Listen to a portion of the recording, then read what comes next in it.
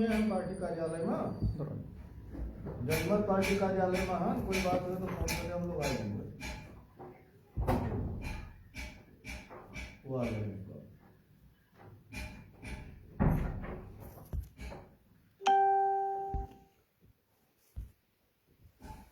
धन्यवाद साथियों, मैं एक बार पुनः जुड़ने का कोशिश किया हूँ। थोड़ा सा नेटवर्क प्रॉब्लम की वजह से मैं लाइव आकर भी मुझे फिर से जुड़ना पड़ा, कट होना पड़ा था। आप सभी को धन्यवाद। जय स्वराज, जय मधेश।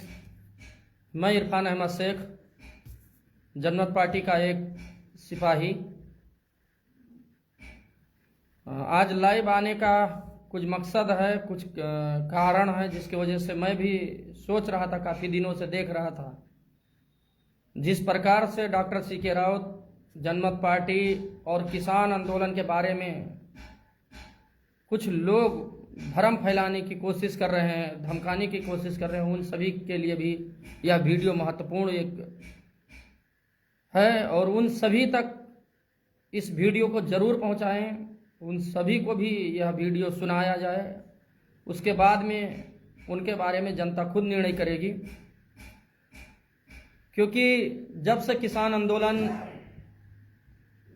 हम लोगों ने शुरू किया है डॉक्टर सीके राउत जी के आह्वान पर नेतृत्व में, या किसान आंदोलन जब से चला है, बढ़ा है, तभी से मधेश के नाम पर कुछ लोग जो रोटी सेक रहे थे, उन लोगों के मन में एक खलबली से, उनके फौज में एक खलबली सी मची हुई है।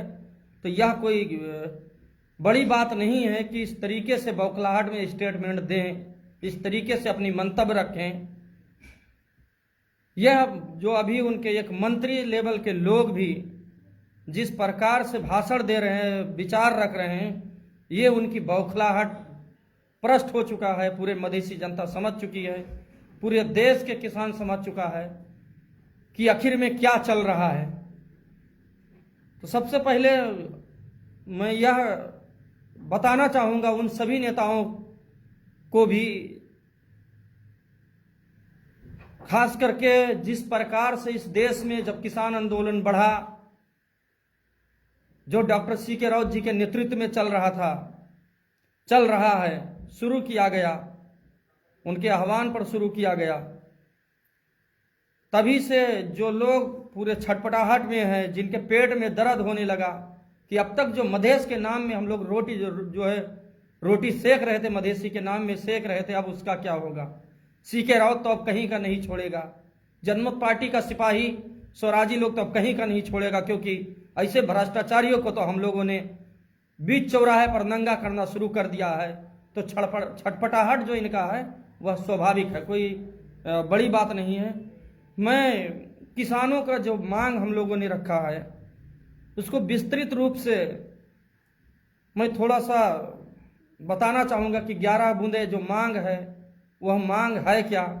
उन मांगों के बारे में आप सब सुने और इस बात को आप सभी अपने गांव में, अपने घर के बगल के, टोल पड़ोस के सभी किसानों तक भी जरूर पहुंचाएं। और आपके जहन में जो सवाल उठेगा, जिन्हें लगता है कि इरफान अहमद शेख से इसका सवाल किया जाए, तो सवाल भी अभी आप कमेंट बॉक्स में लिख सकते हैं या मुझे अन्य तरीके से मैसेज कर सकते हैं। मैं उन सभी सवालों का भी जवाब देने की कोशिश करूंगा। हम लोगों ने जो सरकार के सामने जो मांग रखी है वह इस प्रकार की 11 सूत्रीय एक मांग पत्र राज्य के सामने रखा गया। उसको एक सिस्टम में, प्रोसेस में हम लोग गए भी हैं। उसके बावजूद सरकार जब नहीं सुना तो हम लोग को सड़क आंदोलन करना पड़ा, कार्यालय घेराव करना पड़ा, स्थानीय सरकार को घेराव करना पड़ा, और यहाँ तक आते आते कि जब और भी सुनवाई नहीं हुआ तो केंद्रीय मंत्री का, उसमें ये नहीं था कि किसी एक इंडिविजुअल पार्टी का हम लोग नाम लिए थे। हमारी पार्टी ने एक निर्णय किया कि अब मधेश के ऊपर या किसानों के बीच में जहाँ पर भी, पूरे देश में कहीं पर भी अगर केंद्रीय मंत्री आते हैं तो हम लोग केंद्रीय कार्यक्रम जो मंत्री का होगा उसको बहिष्कार करेंगे। उसी के तहत ही कुछ समय पहले बांके में जो है समाजवादी पार्टी के नेता, हाल के देश के संघीय कृषि मंत्री महेंद्र राय यादव जी बांके में आए, और वो भी ऐसे नहीं आए थे कि किसानों की बात सुना जाए। वह एक अपने ही पार्टी के जो पूर्व मंत्री और अभी के सांसद हैं, उनका फैक्ट्री उद्घाटन करने के लिए आए थे।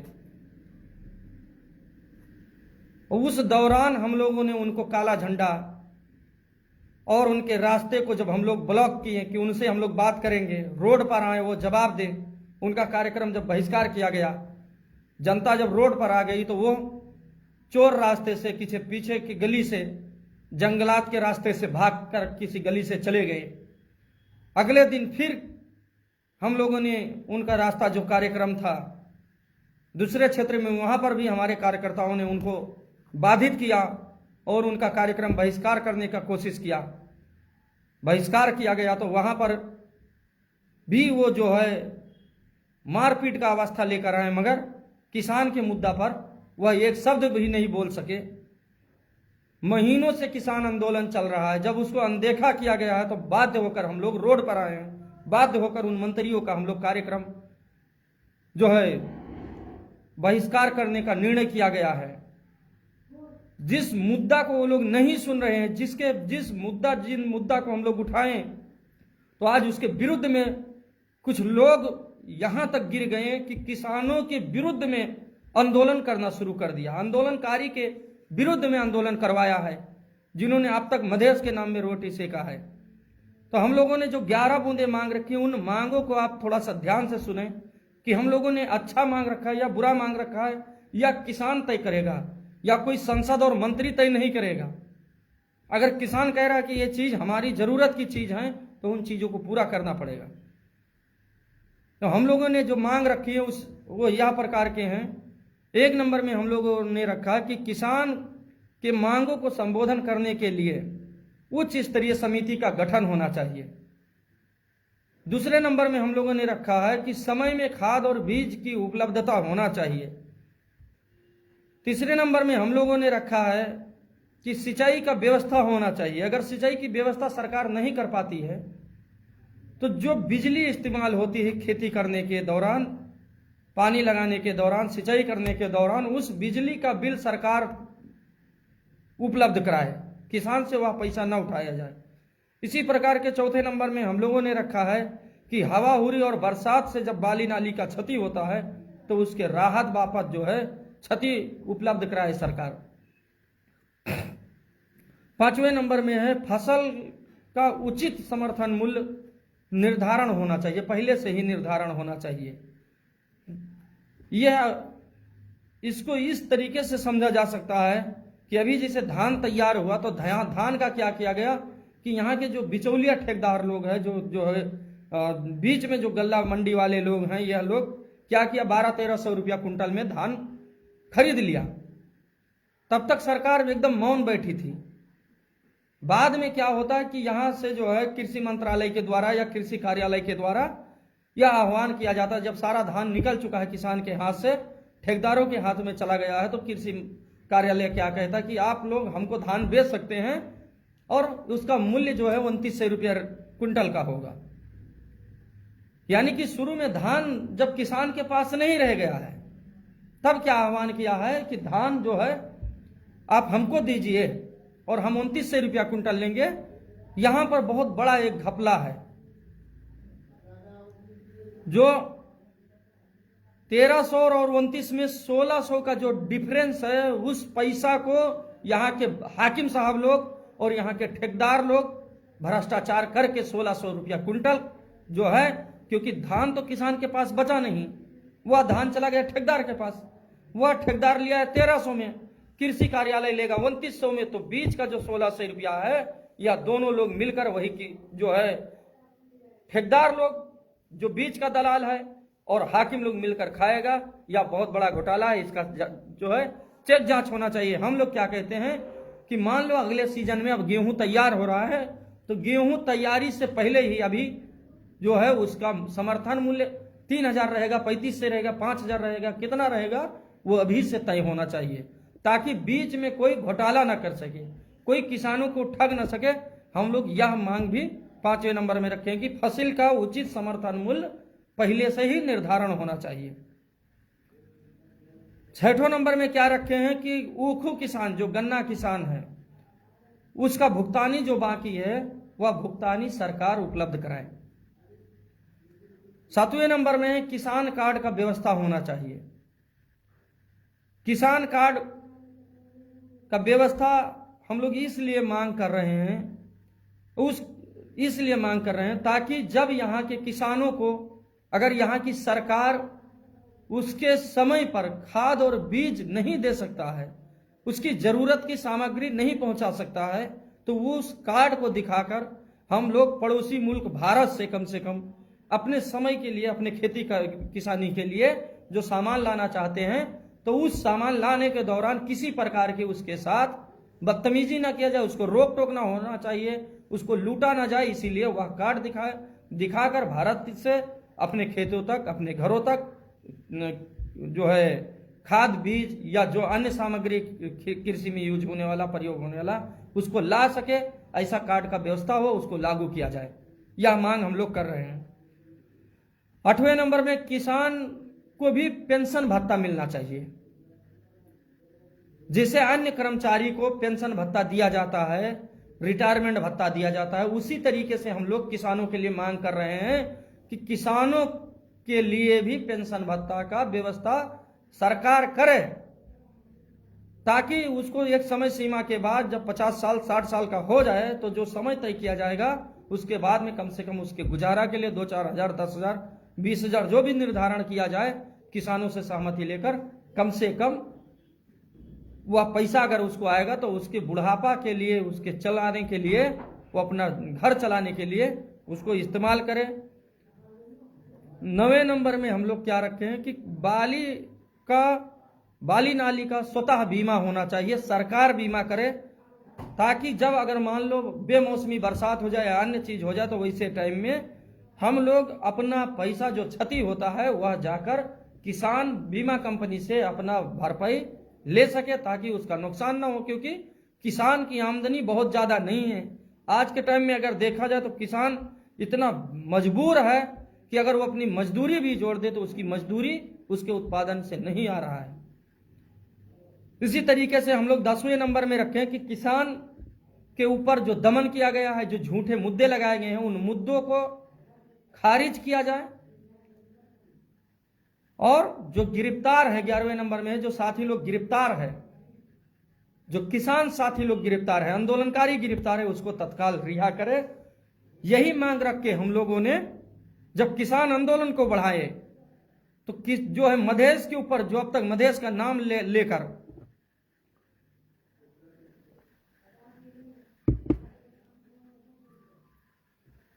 ठगते रहे हैं, खाते रहे हैं, वैसे लोगों को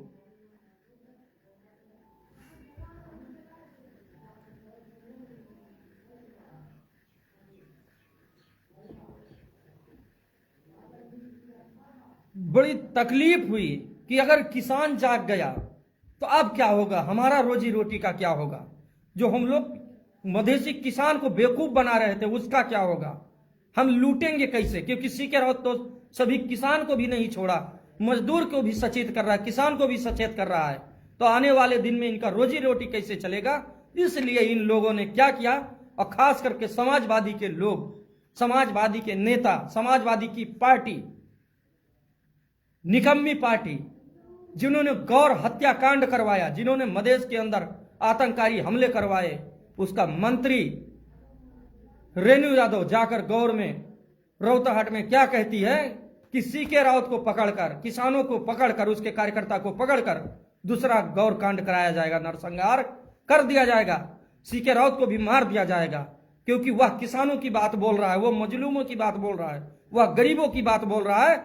इसलिए यह जो एक आतंकी के जैसे पार्टी है, जिसका इतिहास है कि हत्या करवा कर ही मधेश के ऊपर इन लोगों ने शासन किया है, मधेशियों को मरवा कर शासन किया है। बांके बर्दिया से लेकर टीकापुर कांड से लेकर बेथरी तक सारे कांड इन लोगों ने करवाया। यही लोग गौर कांड करवाया। और आज आकर सीके राउत को भी मारने का धमकी देता है। फिर भी यहाँ की प्रशासन, यहाँ की सरकार चुप होकर ऐसे मंत्री और ऐसी पार्टी आज तक उसके ऊपर कार्रवाई नहीं करता है। इसलिए क्योंकि इन लोगों को डर हो गया है, मधेसी किसानों से डर गया है कि सीके राउत तो किसानों की आवाज बन गया है। कहीं सीके राउत इसी तरीके से आगे बढ़ता रहा तो हम लोगों के रहने की जगह नहीं मिलेगी। इसलिए आज सीके राउत को मारने काटने की, कल भी इसका एक नेता, महिला नेत्री सीके राउत का पैर नहीं काटा तो एक बाप का औलाद नहीं बोल रही है। हकीकत में हो सकता है कि वो एक बाप की औलाद हो ही ना, क्योंकि जो मधेश का नहीं हुआ, जो करोड़ों किसान का नहीं हुआ, वो एक बाप का औलाद कैसे हो सकता है। अगर वह एक बाप की औलाद होते तो जिन मुद्दों पर मधेश आंदोलन कराया गया था, 63-64 का आंदोलन कराया गया, 72 का आंदोलन कराया गया, टीकापुर कांड कराया गया, बेथरी कांड करवाया गया, नेपालगंज दंगा करवाया गया इन लोगों के द्वारा, तो उन मुद्दा को छोड़कर जो मुद्दा विसर्जन करके मधेसी जनता को भूलकर ये लोग कदापि अपने सत्ता लिप्सा में नहीं लगे होते। ये लोग मधेसी जनता के लिए है नहीं और हम लोग इनको जो है नंगा कर रहे हैं। इसलिए इन लोगों को तकलीफ है, ये बात इन लोगों तक पहुंचे, समाजवादी के पार्टी के लोगों तक, समाजवादी के नेताओं तक। मधेशवादी अगर जो है मधेश के विरुद्ध की कोई पार्टी है तो वह एक नंबर की पार्टी है, अगर तो समाजवादी पार्टी है और कोई पार्टी नहीं है। जिस संविधान को जो है उपेंद्र यादव ने कहा था कि यह मधेश के लिए काला संविधान है, तो उस काले संविधान को लिखने वाला बाबूराम को इन लोगों ने अपना पार्टी का अध्यक्ष बनाया। और यह लोग अपने आप को मधेशवादी कहता है। जिसके पार्टी में आधे से ज्यादा पहाड़ी लोग रहता है, वो लोग अपने आप को मधेशवादी कहता है। वहां पर जाता है, कहता है कि हम लोग मधेशवादी, स्वदेशवादी, मधेशवाद भने को क्यों था छैन, और यहां पर आकर लोगों को जो है भरमाता है, दंगा करवाता है, मधेसी पहाड़ी का दंगा करवाता है, लोगों का घर जलवा देता है, मकान जलवा देता है। इसका इतना हिम्मत बढ़ गया कि आज किसान आंदोलन के विरुद्ध में ये लोग, ये मधेश का नालायक, मधेश का गद्दार लोग किसान आंदोलन के विरुद्ध में रैली निकलवाता है। किसानों के लिए लड़ने वाला डॉक्टर सीके राउत, उसके कार्यकर्ता जो किसानों के लिए जेल जाते हैं, किसानों के लिए पैर तुड़ा देते हैं, किसानों के लिए सर फुड़ा देते हैं, वैसे लोगों को यह लोग गौर नरसंहार का धमकी देता है। वैसे डॉक्टर सीके राउत जो एक वैज्ञानिक व्यक्ति को यह लोग मारने का धमकी देता है। तो आप लोग खुद सचेत होइए कि ऐसी पार्टी हमारे हित में है कि नहीं है। कब तक आप लोग चुप रहेंगे? क्या जो बात हम लोग रखे हैं किसानों के लिए, वह किसान के हित में है कि नहीं है? अगर वह किसान के हित में है तो यह गद्दार कौन है? इनको क्यों मधेश से बहिष्कार कहीं नहीं किया जाता है? क्या ऐसे आने वाले लोगों को, ऐसे गद्दारों को जो आंदोलन के विरुद्ध में, किसान आंदोलन के विरुद्ध में रैली आयोजन करते हैं, वैसे लोगों को आने वाले इलेक्शन में और भी इनको हम बर्दाश्त करेंगे? क्या इनको निकालेंगे कि नहीं? क्या इलेक्शन में फिर आकर इनको हम लोग फूलमाला लगाएंगे, या इलेक्शन से पहले ही इनका हिसाब किताब हम लोग पूरे मधेश में हर एक गांव में करेंगे? मैं वैसे लाइव आता नहीं हूं, मैं इन लोगों को चैलेंज करना चाहता हूं। इन लोगों के अंदर अगर दम है तो सामने आए, हम लोग तैयार हैं, पूरी स्वराजी तैयार है। आए, सीके राउत तो छोड़ दीजिए, सीके राउत के कार्यकर्ता से यह लोग टेबल टॉक करे, ये अपने मंत्री को लगाए और जनता को रखा जाए, जनता के बीच में इनको खड़ा किया जाए और ये लोग कहे कि यह मांग गलत है। अगर मांग गलत ये लोग के हिसाब से नहीं होता तो किसान की जो रैली हो रही है, किसान के मांग को लेकर जो आंदोलन हो रहा है, उसके विरुद्ध में ये लोग कदापि रैली आयोजन नहीं करते। ऐसे भ्रष्टाचारी जिसके पास चप्पल तक लगाने के लिए नहीं था, वो आज 200 करोड़ का फैक्ट्री लगाता है। हम तो कहते हैं कि इनकी संपत्ति जब्त किया जाए, और ऐसा ही अवस्था रहा तो किसानों के द्वारा ही इनकी संपत्ति को, इनके फैक्ट्रियों को हम लोग खुद कब्जा करेंगे, क्योंकि वह यही किसान का उत्पादन है। इसी किसान का पैसा चूस कर, इनका खून चूस कर, गौर नरसंहार करवा कर, नेपालगंज पहाड़ी मधेसी का दंगा करवा कर, टीकापुर कांड करवा कर, यह लोग अपनी संपत्ति गैर कानूनी तरीके से आर्जन किए हैं उस संपत्ति का छानबीन हो, और इन लोगों को, ये जो गौर नरसंहार खास करके जिसने ये दोहराने की बात कही है, बोला है ना ये राक्षसी, जो रावण की एक बहन जैसी जो दिखने वाली राक्षस रेणु यादव जो है, उसने कहा है ना कि ये अभी गौर जो है कांड भूले ना सीके राउत, तो हम लोग भूले नहीं है, उसके अपराधी तुम ही लोग हो, तुमने स्वीकार कर लिया है। और अदालत को चाहिए, अगर अब सरकार कुछ नहीं कर रही है, या निकम्मी सरकार जो है देउआ सरकार अगर कुछ नहीं कर पा रही है, इतनी लाचार, अपांग और नपुंसक सरकार है, तो अदालत को अब एक्शन लेना चाहिए, न्यायालय को बोलना चाहिए उस गौर नरसंहार करने वाले लोग कोई और नहीं है, समाजवादी पार्टी उपेंद्र यादव और उसकी ये जो फौज है, ये आतंककारी फौज जो है, जिसने हमेशा मारने काटने की बात कही, सीके राउत का हत्या करने का साजिश रचा।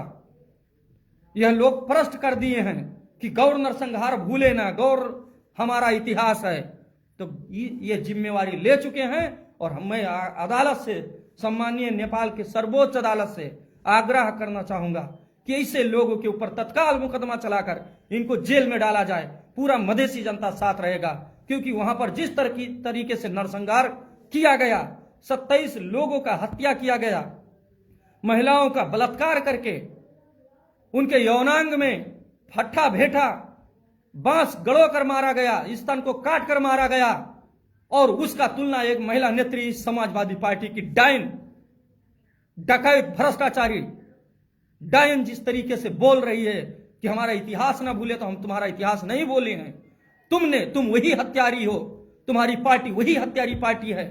हम जानते हैं कि तुम लोगों ने उन 27 लोगों का ही नहीं, मधेश के सैकड़ों हजारों लोगों का कत्ल करवाया है चंद कुर्सी के लिए, और उसका हिसाब भी आने वाले टाइम में किसान जरूर लेगा। और इस देश में परिवर्तन होने से तुम्हारे जितनी भ्रष्टाचारी दलाली पार्टी वाले लोग तुम लोग लगे हो, वो बचोगे नहीं। आने वाले चुनाव में ही तुम्हारा हिसाब किया जाएगा, तुमसे हिसाब मधेसी जनता जरूर लेगी। अपने भाई का, अपने बेटा का, अपने सौवर का, अपने पति का, अपने बहन का, अपनी मां का हिसाब तुमसे जरूर लेगा।